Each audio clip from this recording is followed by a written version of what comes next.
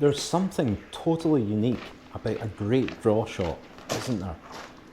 Potting a ball and watching the cue ball come charging back at you is something deeply satisfying.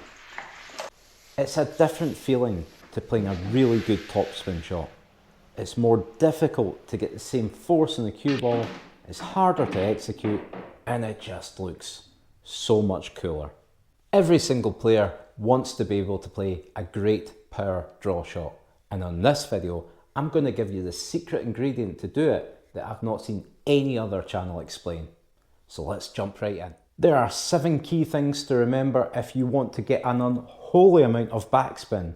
They are low, level, loose, follow through, control, space, and the last one is the secret magic sauce stuff. If we start at the beginning, because where else would we start? Then low is the first one. And all that means is that you want to hit low on the cue ball. The lower you can hit it, the more backspin you'll generate. If you hit too low though, then you'll jump the cue ball. So you want to find that point that's low enough to get backspin without miscuing. That point will depend on the angle of your cue and the size of your tip. But as a general rule of thumb, it's about 3/4 of the way down the cue ball. A little bonus tip for you in this one, I sometimes see people point a cue right at the bottom of the cue ball, and then as they go to deliver the cue, they raise it up. Now, if you can, you should avoid doing this as it does nothing positive at all. In fact, it adds in an extra variable that can go wrong. So don't do it.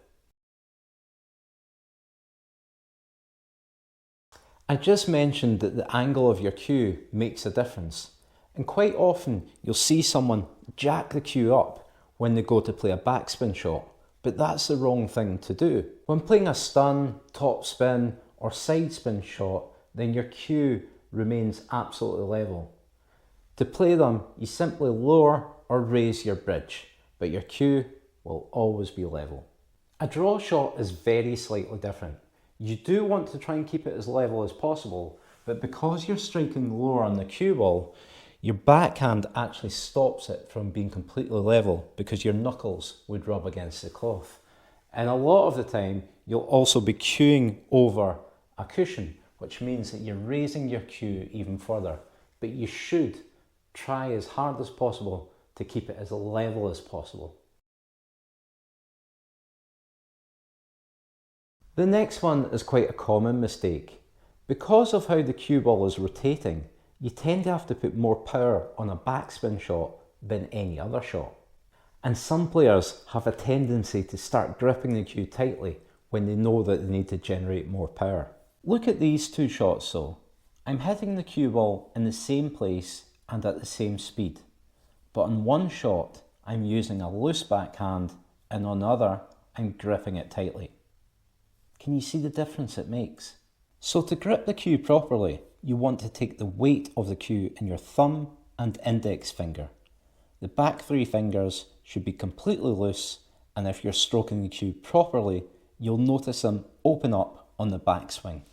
The reason that this is important is having a tight grip stops the natural follow through of your cue. Speaking of follow through, let's cover that now. A good cue stroke doesn't end when you strike the cue ball. It follows through after it. And the more power and spin that you want to generate, the further the cue tends to follow through.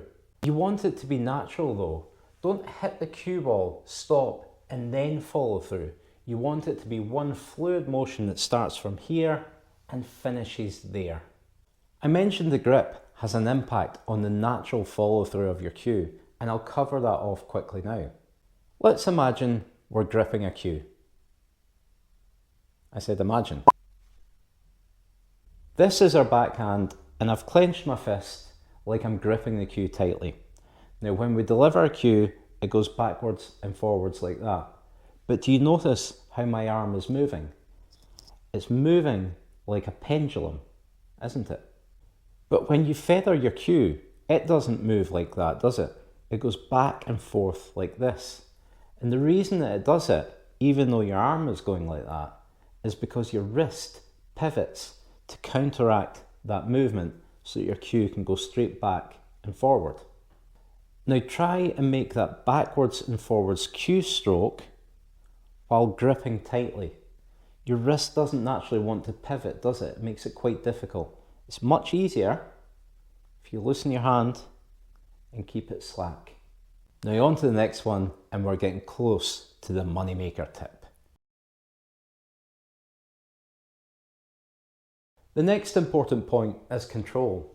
As mentioned before, you tend to hit the ball harder on a backspin shot, and some people tense up, they grip the cue tightly, and you may notice that their feathers also start to speed up, and all this does is make the shot harder to execute properly. You almost want to do the opposite. Slow everything down. Relax, breathe, pause. Take your time with your feathers. They can speed up slightly, but don't go too fast. And remember, on that last backswing, to pause. The pause is so important. It's that little moment that gives all elements of your technique time to come together before unleashing hell.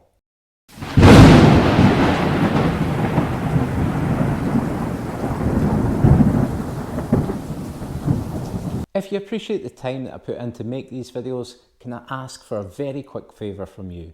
If you haven't done so already, then please subscribe and like the video, as it helps it reach so many more people. And drop me a comment as well. I love hearing from you guys. There are other ways to help me too. I've included Amazon links in the video description to some of the items that I use in my video. If you buy any of them, I will receive a very small commission, but importantly, it won't cost you any extra. Are you a fan of onboard sportswear? Then simply pop my code, which is in the video description, in at the checkout, and you'll get 10% off any order, which, if you're buying for your whole pool team, could be a significant saving. If you're on the lookout for a new cue, then head on over to Table Time Sports and use my code at the checkout, and you'll get a free gift. And I'll also personally give you a free membership to my exclusive members only videos that are available on my Buy Me a Coffee page. And if you do fancy buying me a virtual coffee, then please click the link to the Buy Me a Coffee page that's in the video description below. Thanks. The next tip is all about giving yourself space to generate more power. To do it, you need to draw your cue further back than normal. So that means you also need to bring your bridge hand further back than it normally would. This gives you more space to draw it back and to generate more power and force through the ball. Last tip, and it's time to reveal the secret. Well, it's not really a secret, but I haven't seen it mentioned on any other channel. In my opinion, the most important thing to get a lot of action on the cue ball is to have good timing. And if you're not familiar with that phrase, then let me quickly cover off what it means just now. Let's think of your cue stroke as one fluid motion from here all the way through to here after you've hit the cue ball. Now, from that point to that point, your cue will reach a maximum speed. That is the sweet spot that you want to make contact with the cue ball at. I like to plot it on a graph like this. This line here is your cue stroke. If you think of this point as your backstroke, and it goes all the way through to here when you finish your follow through. Now this is your cue speed. So as you start to accelerate towards the cue ball, your cue speed is going to go up, up, up, up, up, up, up.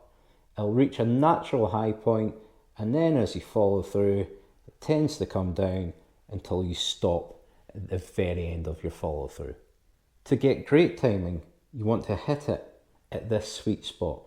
You can have perfect technique in almost every single way, but if you hit it here or here, you're not going to get the maximum return on the cue ball for the effort that you're putting in.